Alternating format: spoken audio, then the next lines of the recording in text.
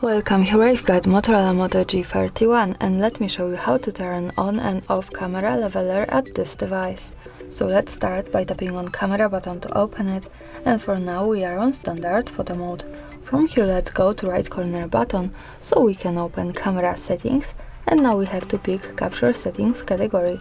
Here we can find leveler option, so by using the button from the right we can easily turn it on and turn it off as we need.